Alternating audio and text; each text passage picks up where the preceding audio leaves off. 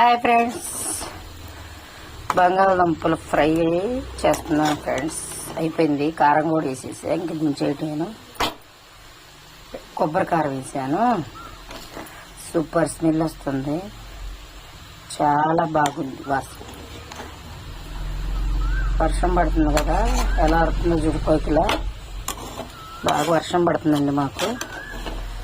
బంగాళదుంపల fry, చిల్లిపాయ కారం, చిల్లిపాయ, కొబ్బరి, ఎండుమిరకాయలు, జీలకర్ర వేసేసా. సూపర్ అండి. బంగాళదుంపల్లో బాగుందా.